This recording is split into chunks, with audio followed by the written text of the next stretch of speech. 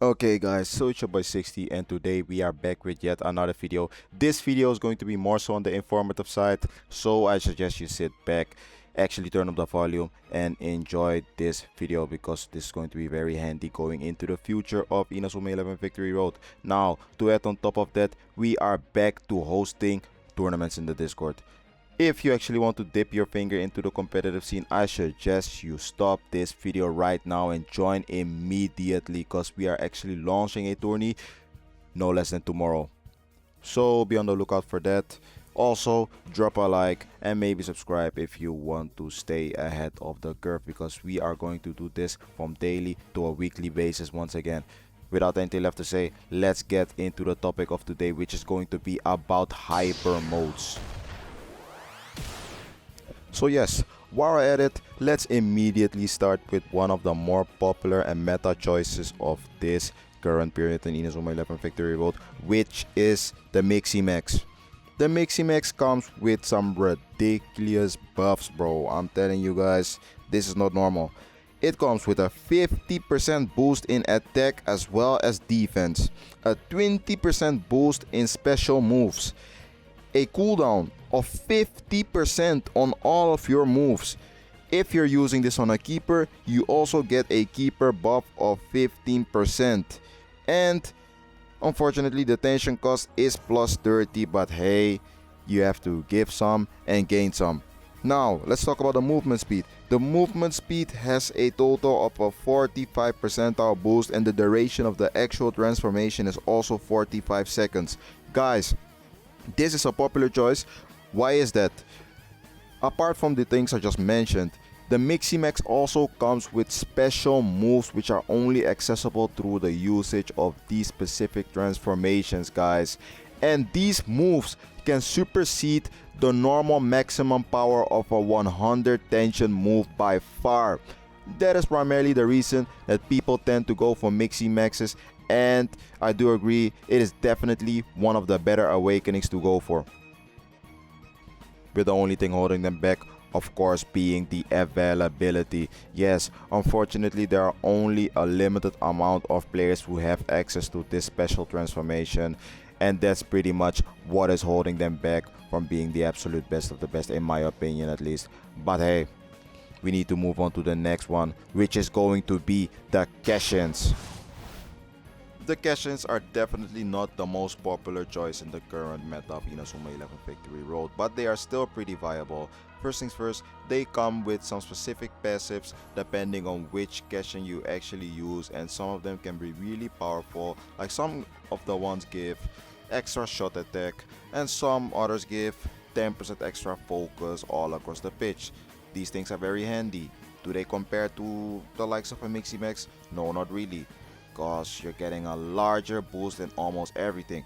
Actually, let's go through it. You get a 40 percentile boost in both attack as well as defense. You're also getting a 15 percentile boost in KP, which is pretty damn handy. Furthermore, you don't get extra focus, you do not get extra special move power, you do not get extra cooldown, but this is a positive thing. You do not have to deal with the minus 30%, actually the plus 30% tension cost. That is something that does come with the Mixie Max, so that's something that the normal Cash-in really has over that. Now, concerning the move speed, it is unfortunately only 30%. That already sets it back by a mile. We need that 45% boost at all times. That is so important. And now for the duration of the transformation, that is going to be only 30 seconds. That is really bad compared to the Mixie Max, for instance. So, is this a viable choice? Yes, I believe it is, especially if you're going with a really specific type of build.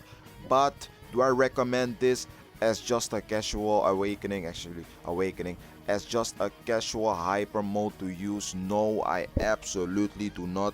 There are a lot of better choices, a lot of better options than this one. Now, talking about some better options, let's talk about Cash-in Armed.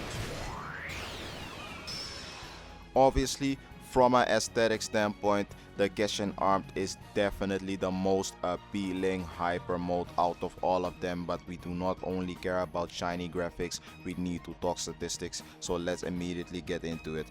The Geshen Armor mode gets you a plus 20% boost in both attack and defense, which sounds kinda lackluster in the beginning, but there is more to it, guys. You also get a plus 50% boost in special move power. Guys, imagine unleashing a fire tornado triple crusher worth of 3.6k damage.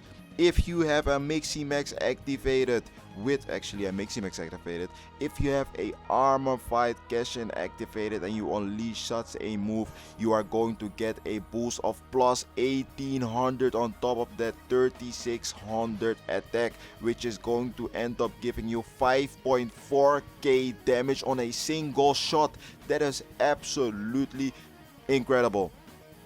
That is incredible to say the least, but it doesn't end there. You also get a cooldown on your special moves for over 50%. You also get the KP boost, which all of the other transformations mentioned so far get, of 15%.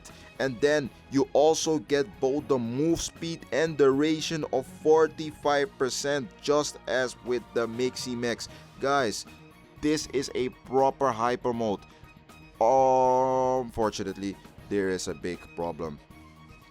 These are also limited, just like the Miximax, to just a few characters who actually had access to these special powers in the respective series. So that is kind of a problem, which also holds them back. But still, if you can actually get a player in your team which makes use of these Geshen Armor Fights, you're good. You're good, bro. So yes, I definitely recommend this hyper move. It's one of the better ones out there. Now, let's talk about the next one, which is going to be the Awakenings. The Awakenings are kind of a special situation because they actually consist of 5 different transformations, which are the Burning Overdrive, the Keeper's Grid, the Ironclad Guardian, the Elemental Catalyst, and the Instant Burst. But for the sake of not yapping, we are going to go with the Burning Overdrive. Actually, I have a video containing all the information about the Awakenings already. You can go ahead and click off this video if you want to watch that one first and then come back to finish this one. But without anything left to say about that, let's check the Burning Overdrive out. The Burning Overdrive is going to give you a 30% boost in both attack as well as defense, a 20% boost in shoot attack, a 20% boost in focus, a 30% boost in Hisetsu power, a 50% boost in Hisetsu cooldown, and a 0% boost on KP. That is kinda unfortunate, but it doesn't matter because I already mentioned there are 5 different type of Awakenings, so you can just go with the Keeper's Kit if you want the KP. Okay, now to actually take a deep dive on the Burning Overdrive, it also comes with a 30% extra tension cost. That is not the best, but it does have the 45% move speed boost. That is actually nice. That is very good to work with. The duration on the transformation is going to be approximately 30 seconds, which is almost a quarter less, actually a quarter less, more than a quarter less of the Miximax and the Geshen Armor 5, so that's going to hurt your gameplay by quite a bit if you do not know what you're doing. So with that said, would I recommend this? Yes and no. There are definitely more viable options, especially if you're using a player which has a Miximax transformation, but I would say it's viable.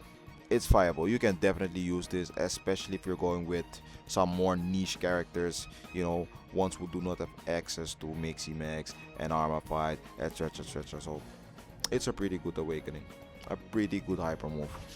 Now let's talk about a special one. Yes, this needs to be talked about, and that is going to be the Bond transformation. Yes, so essentially what the Bond transformation allows you to accomplish is it will allow you to completely and utterly transform into one player who's already a part of your main squad.